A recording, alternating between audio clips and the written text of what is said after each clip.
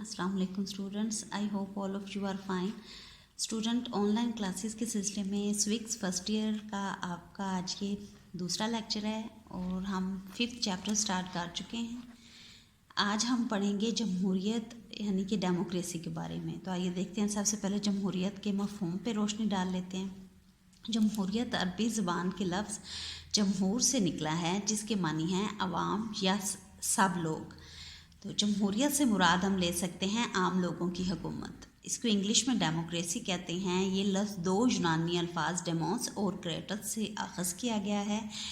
Demos के मायने लोग और क्रेटस के मायने हुकूमत के हैं।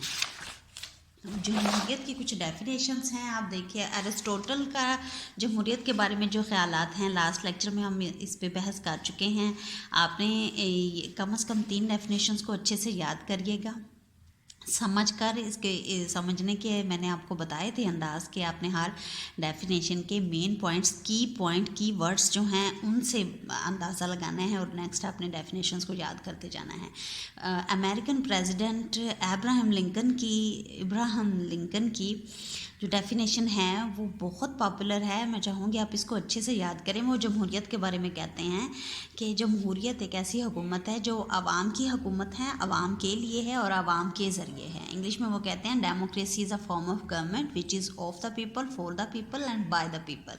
तो सारी आप इन डेफिनेशंस को देखेंगे तो आपको आइडिया होगा कि जमहूरियत ऐसा तर्ज़ हुकूमत है जिसमें आवाम की अक्सरियत की राय को गलबा हासिल होता है और हुकूमत इस लिहाज से की जाती है कि जनरल पब्लिक वेलफेयर को टारगेट बनाया जाए और आवाम के मसाइल को डायरेक्टली या इनडायरेक्टली हल किया जाए।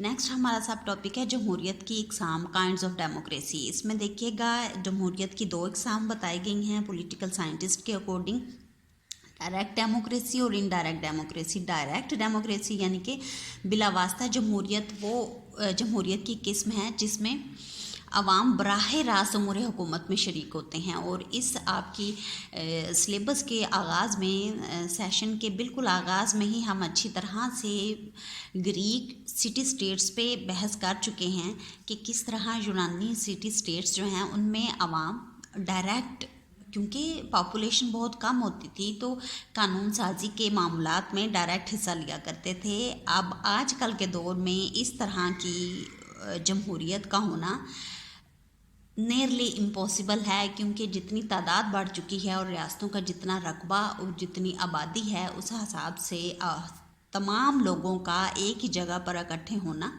और कानून साजी में हिस्सा लेना मुश्किल हो गया। अलबत्ता इसकी काफ़ी हद तक मिलती जुलती शक्ल कुछ हद तक स्विट्ज़रलैंड में पाई जाती है। नेक्स्ट देखिए, दूसरी किस्म है इनडायरेक्ट डेमोक्रेसी, बिल वास्ता जमहूरियत। ये वो जमहूरियत है जो आजकल की मेजॉरिटी रियासतों में इस पे प्रैक्टिस की जाती है। इस तर्ज़ हुकूमत में शहरी मुल्की मामलात में, कानून साजी के मामलात में, सियासी मामलात में डायरेक्ट हिस्सा नहीं लेते, लेकिन अपने मुंतखब करदा नुमाइंदों को भेज कर उनके ज़रिए कानून साजी होती है और उनके ज़रिए अपने मसाइल का हल तलाश करने की कोशिश करते हैं। जैसे आप देखते हैं आपके एरिया से हम पाकिस्तान में देखें MPs MNAs को अवाम इलेक्ट करते हैं हर 5 साल के बाद और फिर वो कानून साजी करके अवाम के मसाइल को हल करने की कोशिश करते हैं या कोशिश उन्हें करनी चाहिए। ये एक अलग बहस है। JS मिल मशहूर पॉलिटिकल साइंटिस्ट थे। उन्होंने बिलवासा जमहूरियत की ये तारीफ़ की है, ऐसा निज़ाम हुकूमत जिसमें तमाम लोग या उनकी अक्सरियत अपने मुंतखब नुमाइंदों के तवस्सुत से अपने हाकमाना इख्तियारात का इस्तेमाल करते हैं, उसको हम इनडायरेक्ट डेमोक्रेसी या बिलवासा जमहूरियत कहेंगे, जो आम आजकल हर तकरीबन मॉडर्न डेमोक्रेटिक स्टेट में राइज है।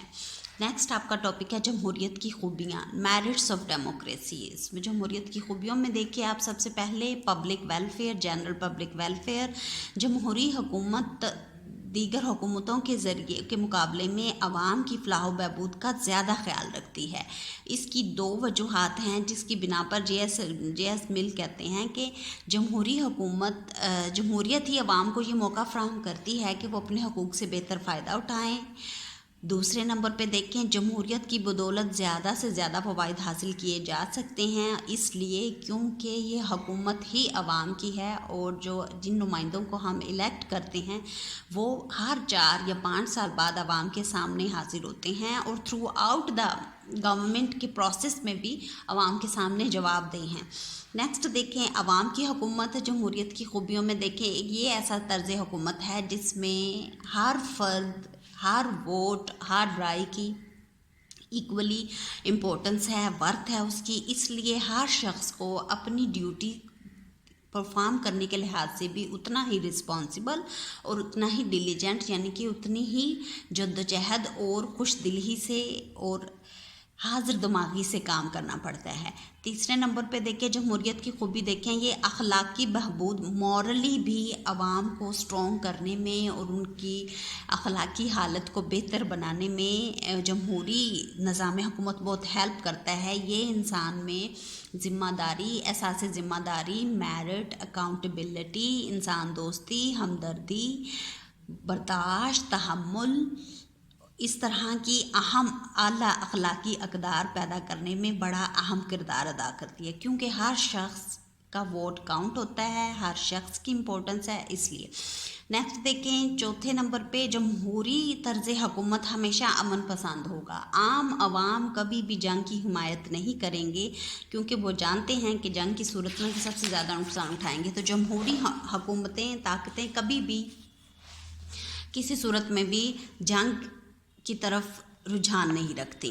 पाँचवें नंबर पे देखें, डेमोक्रेसी के ज़रिए अवाम में हुब्बुल वतनी का जज्बा ज़्यादा पैदा किया जाता है। ये पॉपुलर है, फॉर्म ऑफ गवर्नमेंट है, क्योंकि अवाम इसमें अपने आप को डायरेक्टली इन्वॉल्व समझते हैं। पॉलिटिकल और सोशल इश्यूज़ में इंसान दोस्त गवर्नमेंट है, इसमें कोई डिक्टेटर या कोई जालिम जाबर किस्म का बादशाह नहीं है जिसके सामने इंसानी राय तो क्या, इंसानी ज़िंदगी की भी कदर कीमत नहीं, बल्कि जमहूरियत में हर इंसान की राय के इंसान की जान और माल और उसके बेसिक ह्यूमन राइट्स के अलावा उसकी राय की भी बहुत ज़्यादा कदर की जाती है। जमहूरियत की बहुत बड़ी खूबी है कि जमहूरियत में सोशल जस्टिस और सोशल इक्वालिटी के ऊपर बहुत ज़्यादा ज़ोर है।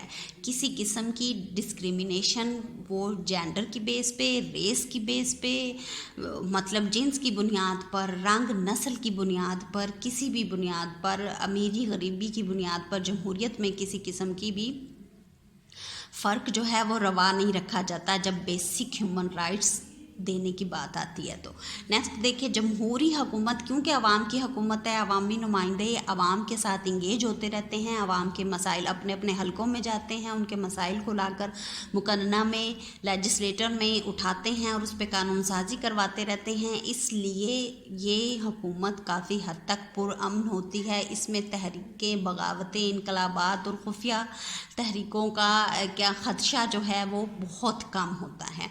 जमहूरियत अगर तसलसल से चलती रहे और उसको चलते रहने दिया जाए तो जितनी अच्छी तरह से आवाम का सियासी शऊर जमहूरियत बुलंद कर सकती है, उसको उसमें इजाफा कर सकती है, और कोई तर्ज हुकूमत नहीं कर सकता। तो ये जमहूरियत की सबसे बड़ी खूबी है।